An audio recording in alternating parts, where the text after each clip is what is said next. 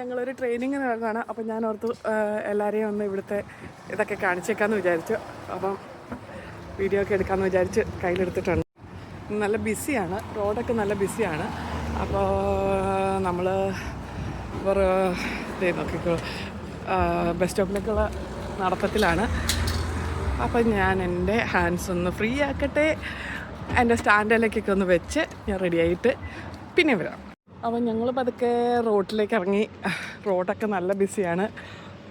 മോളു ഡി ഉണ്ട്, ഭയങ്കര എക്സൈറ്റഡാണ്. ഞങ്ങളിങ്ങനെ ബസ് കയറി അങ്ങനെ യാത്ര ചെയ്യാത്തത് കൊണ്ട് തന്നെ എന്താ പറയുക, നല്ല എക്സൈറ്റഡാണ്. പിന്നെ ഞങ്ങൾക്കൊരു ഇച്ചിരി ദൂരം നടക്കണം ഞങ്ങളുടെ ബസ് സ്റ്റോപ്പിലേക്ക്. രണ്ട് മിനിറ്റ് എന്ന് പറയാനില്ല, 1 മിനിറ്റ്. അപ്പോൾ ഇത് ഇവിടുത്തെ ഒരു ലൈബ്രറിയാണ്. ഒരുപാട് പേര് എന്നോട് പറഞ്ഞു ട്രാവൽ വ്ളോഗ് ചെയ്യാമെന്ന് പറഞ്ഞു. അപ്പോൾ ഞാൻ ഓർത്തു എന്നാൽ പിന്നെ ഒരു ട്രാവൽ വ്ളോഗ് ആയിക്കോട്ടെ എന്ന് വിചാരിച്ചു. അപ്പോൾ ഇവിടെയെന്ന് വെച്ച് കഴിഞ്ഞാൽ നമ്മൾ ഗൂഗിളിൽ നോക്കിയാൽ നമുക്ക് നമ്മുടെ ബസ് എപ്പോഴാണ് വരുന്നതെന്ന് അറിയാൻ പറ്റും. അപ്പം ബസ് ഞങ്ങൾക്ക് 9:11 പറഞ്ഞത്. ഞങ്ങൾ അതിനനുസരിച്ചിട്ട് ഇച്ചിരി നേരത്തെ ഇറങ്ങി കേട്ടോ. കാരണം എന്താണെന്ന് വെച്ച് കഴിഞ്ഞാൽ ഇതൊക്കെ ഒന്ന് ഷൂട്ട് ചെയ്യാനും പിന്നെ ഇവളെയും കൊണ്ടായതുകൊണ്ട് ഞങ്ങൾ ഇച്ചിരി നേരത്തെ ഇറങ്ങി. അപ്പം നമ്മുടെ ബസ് സ്റ്റോപ്പിലെത്തി. ഇതാണ് ഞങ്ങളുടെ ബസ് സ്റ്റോപ്പ്. ചെറിയൊരു ബസ് സ്റ്റോപ്പാണ്, ചെറിയൊരു ഏരിയ ആയതുകൊണ്ട് തന്നെ ചെറിയൊരു ബസ് സ്റ്റോപ്പാണ് കേട്ടോ. അപ്പോൾ നമ്മുടെ പാറു കണ്ണാടിയൊക്കെ വെച്ച് റെഡിയായിട്ട് ബസ് സ്റ്റോപ്പിൽ കയറി ഇരിപ്പാണ്. ഇവിടെ ഡേ കെയറിൽ ഇനി ഇവളെ കൊണ്ട് ഡേ കെയറിൽ വിട്ടിട്ട് വേണം എനിക്ക് എന്താ പറയുക ട്രെയിനിങ്ങിന് പോകാൻ. അപ്പോൾ ഞാനിങ്ങനെ വെയിറ്റിംഗ് ആണ്. നമ്മൾ എന്താ പറയുക, നമ്മൾ ബസ്സിന് വേണ്ടിയുള്ള കാത്തിരിപ്പാണ്. കാത്തിരിക്കേണ്ട കാര്യമില്ലായിരുന്നു, ഞങ്ങൾ പിന്നെ ഇച്ചിരി നേരത്തെ ഇറങ്ങിയത് കൊണ്ടാണ്. അവൾ ഇറങ്ങി ഓടാനുള്ള ചാൻസ് ഉണ്ട്, അതുകൊണ്ട് ഞാൻ പതുക്കെ അവളെ പോയി നോക്കട്ടെ. സോറി, എനിക്ക് പിന്നെയും ഒന്ന് തെറ്റി. അവിടെയല്ല ഇത് ബസ് വരുന്നത്, കുറച്ച് അപ്പുറത്ത് മാറിയുള്ള ഒരിതിലായിരുന്നു. അപ്പോൾ ഇതാണ് ഞങ്ങളുടെ ഈ പ്രൈമറി ഹെൽത്ത് സെൻറ്റർ എന്നൊക്കെ പറയുന്ന പോലെ GP എന്ന് പറയും. ഇവിടെയുള്ളവരൊക്കെ GP എന്ന് പറയും. ലോക്കലായിട്ടുള്ള GP ആണ്. അപ്പോൾ നമുക്ക് അത്രയും എന്തെങ്കിലും ഒരു ബുദ്ധിമുട്ട് വന്നു കഴിഞ്ഞാൽ ആ ലൊക്കാലിറ്റിയിലുള്ള ആൾക്കാർക്ക് വരാനുള്ളൊരു സ്ഥലമാണ്. നല്ല പൈൻ മരങ്ങളൊക്കെ പൂത്ത് നിൽക്കുന്നു. സമ്മർ ആയതുകൊണ്ട് മരങ്ങൾക്ക് പോലും സന്തോഷമാണ്. ഒരുപാട് പൂക്കളുണ്ടാവും. പറയാനറിയാൻ പാടില്ലാത്ത കുറേ പൂക്കളുണ്ട്. അതാണ് ഇവിടുത്തെ ഒരു പ്രത്യേകത. സമ്മറായി കഴിഞ്ഞ് കഴിഞ്ഞാൽ സൂപ്പറാണ്, പക്ഷേ സമ്മർ പോയാൽ എല്ലാം ബ്ലോപ്പറാണ്. സമ്മറായി കഴിഞ്ഞ് കഴിഞ്ഞാൽ നമുക്ക് വഴിയുടെ അരികിൽ ഇതുപോലെയുള്ള സ്ഥലങ്ങൾ കാണാം. എന്ന് വെച്ച് കഴിഞ്ഞാൽ വലിയ ചെടിച്ചട്ടികളോട് കൂടി ഒരുപാട് ചെടികളൊക്കെ ആയിട്ട്. നിങ്ങൾ ഓർക്കും അതെല്ലാം തന്നെ മുളച്ചു വന്നതാണ്. അല്ല കേട്ടോ, കൗൺസിലിൽ നിന്നുള്ള ആൾക്കാർ പ്രത്യേകം രാവിലെ വന്ന് അവർ സമ്മർ തുടങ്ങുന്നതിന് മുന്നേ തന്നെ അതിനകത്ത് കുറേ പരിപാലനങ്ങളൊക്കെ ചെയ്ത് ചെടികളൊക്കെ നട്ടുപിടിപ്പിച്ച്, കാരണം ആ ചെടികൾ പഴയ ചെടികളെല്ലാം പോയിട്ടുണ്ടാവും, ആ ചെടികളെല്ലാം നട്ടുപിടിപ്പിച്ച് അവർ വെള്ളമൊക്കെ ഒഴിച്ച് എല്ലാ ദിവസവും രാവിലെ വരും. ഞാനത് ഈ അടുത്തിടയ്ക്കാണ് കേട്ടോ കണ്ടത്. ഇതൊരു സെമിത്തേരി വിത്ത് ചർച്ച്. അതിൻ്റെ പുറകെ കാണുന്ന വലിയൊരു പുകക്കുഴൽ കണ്ടോ, അതൊരു ഫാക്ടറിയാണ്. പിന്നെ ഒരു ഇച്ചിരിയുടെ വലിയതെന്ന് പറയാൻ പറ്റില്ല, അടുത്ത ബസ് സ്റ്റോപ്പ് നമുക്ക് ബസ് വരും എന്ന് കാണിച്ച ബസ് സ്റ്റോപ്പാണ് നമ്മൾ നടന്നുകൊണ്ടിരിക്കുന്നത്. അങ്ങോട്ടേക്ക് പോകുന്ന വഴിക്ക് നമുക്ക് ഇഷ്ടംപോലെ കടകൾ കാണാം. പിന്നെ ഈ കൂട്ടിയിട്ടേക്ക് വെച്ചേക്കുന്നത് കണ്ടോ, ഇത് ഇവിടുത്തെ വേസ്റ്റ് മാനേജ്മെൻറ്റ് സിസ്റ്റമാണ് കേട്ടോ. നമ്മുടെ നാട്ടിലെ പോലെയല്ല, ചേച്ചിമാർ വന്ന് നമ്മളോട് വഴക്കിട്ടൊന്നും അല്ല മേടിച്ചിട്ട് പോകുന്നത്. നമ്മൾക്ക് ഉള്ള വേസ്റ്റ് നമുക്ക് ആഴ്ചയിൽ ചില ദിവസങ്ങളുണ്ടാകും. ആ ദിവസങ്ങളിൽ നമ്മളെടുത്ത് വെളിയിൽ വെച്ച് കഴിഞ്ഞാൽ കൗൺസിൽ എന്ന് വെച്ച് കഴിഞ്ഞാൽ നമ്മുടെ നാട്ടിലെ പഞ്ചായത്ത്, മുനിസിപ്പാലിറ്റി എന്നൊക്കെ പറയുന്ന പോലെ അങ്ങനെയുള്ള ആ സ്ഥലത്തു നിന്നുള്ള വേസ്റ്റ് മാനേജ്മെൻറ്റിൻ്റെ ആൾക്കാർ വന്ന് എടുത്തുകൊണ്ട് പോകും.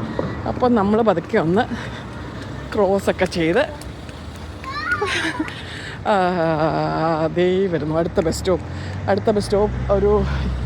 മറ്റേ ബസ് സ്റ്റോപ്പിൽ നിന്നൊരു 2 മിനിറ്റ് ദൂരമേ ഉള്ളൂ.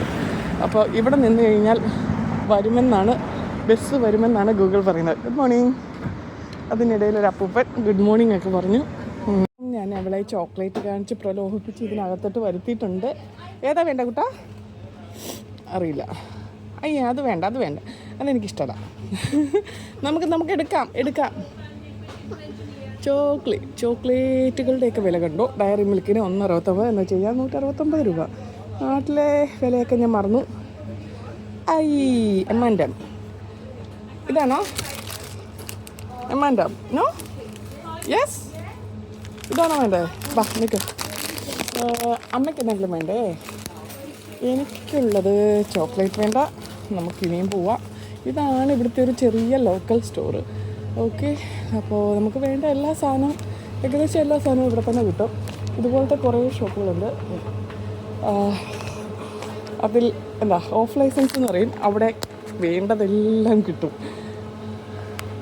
അപ്പോൾ ഞാനിങ്ങനെ തപ്പി നടന്നപ്പോൾ എന്ത് വാങ്ങും എന്നുള്ള കൺഫ്യൂഷൻ ഉണ്ടായിരുന്നു. എന്ത് വാങ്ങണം?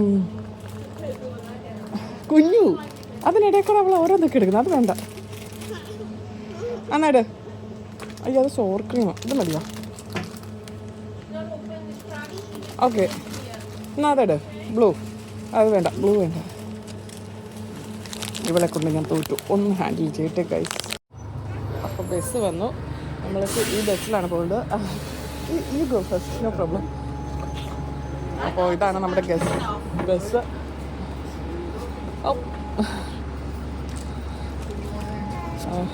ഹായ്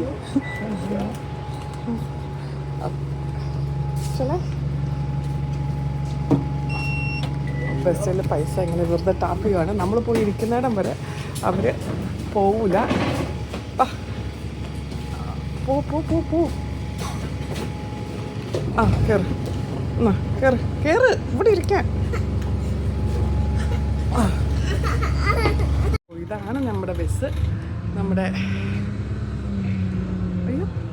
എങ്ങോട്ട് ഞങ്ങൾ ഇനിയിപ്പോൾ ഞങ്ങളുടെ നഴ്സിംഗ് ഹോമിലേക്ക് പോവുകയാണ്. അവൾക്ക് സന്തോഷമായി. ഇത്രയും നേരം കരച്ചിലായിരുന്നു. അപ്പോൾ ഞങ്ങളിങ്ങനെ പോയിക്കൊണ്ടിരിക്കുകയാണ്. യാത്ര മുഴുവൻ എടുക്കുന്നില്ല കണ്ടോ. ഇപ്പോൾ രണ്ടുപേര് ഹാപ്പിയായി. ബസ്സിൽ കയറി ഇരിപ്പായി.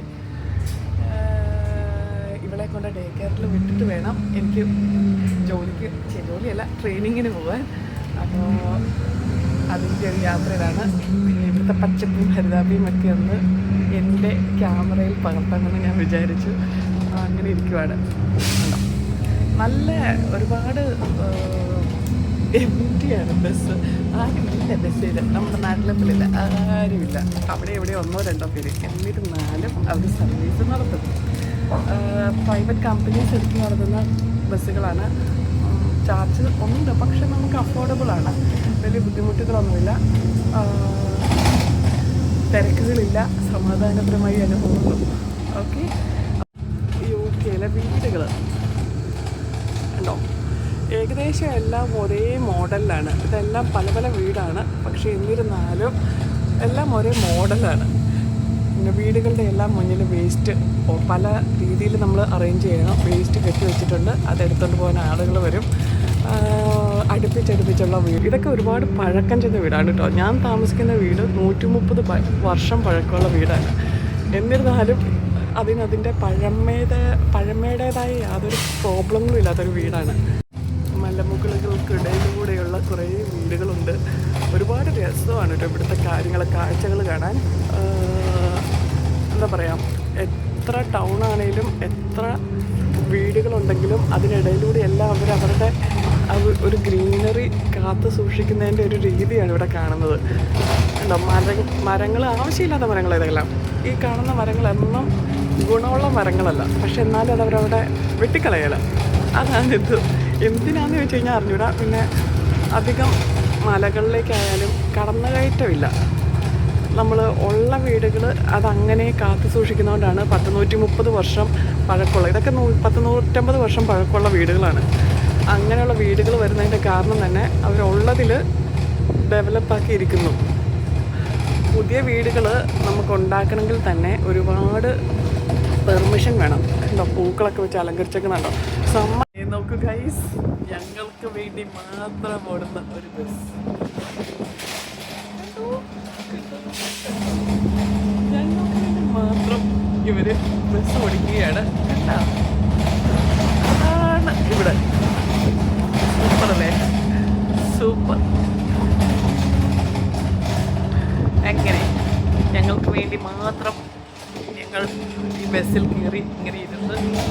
രാജാവിനെ പോലെ പോയിക്കൊണ്ടിരിക്കുകയാണ് പാവൻ ഡ്രൈവർ. രണ്ട് ആത്മാക്കൾക്ക് വേണ്ടി മാത്രം ഓടിക്കുന്നു.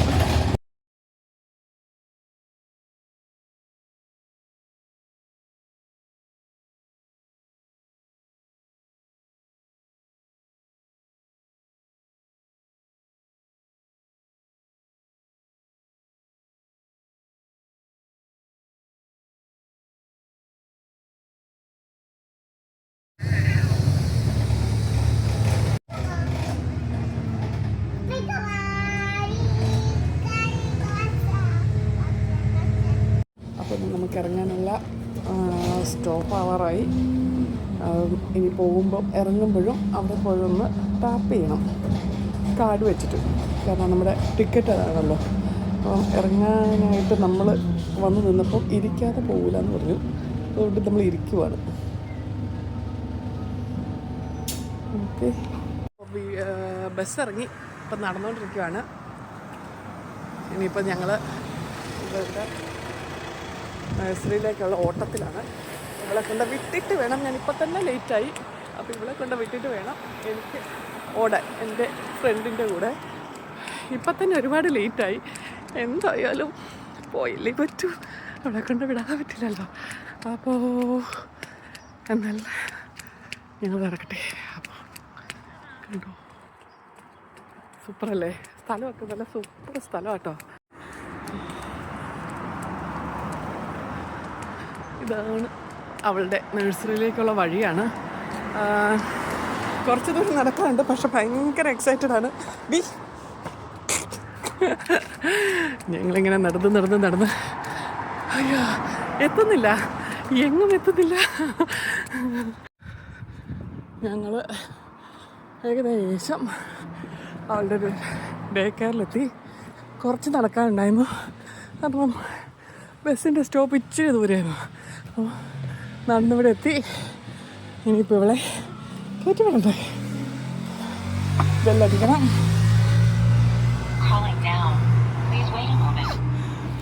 ഒരുപാട് സന്തോഷത്തിൽ ഡേ കെയറിൽ പോവാൻ സന്തോഷത്തോടെ ചാടി ഇറങ്ങുന്നൊരു കുഞ്ഞ്.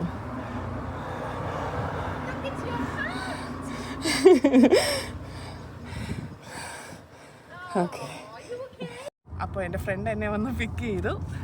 ഫ്രണ്ടിന് അപ്പടി നാണമാണ്. അത് കാരണം ഫ്രണ്ടിനെ റെക്കോർഡ് ചെയ്യാൻ ഫ്രണ്ടിന് താല്പര്യമില്ലാന്ന് പറഞ്ഞു.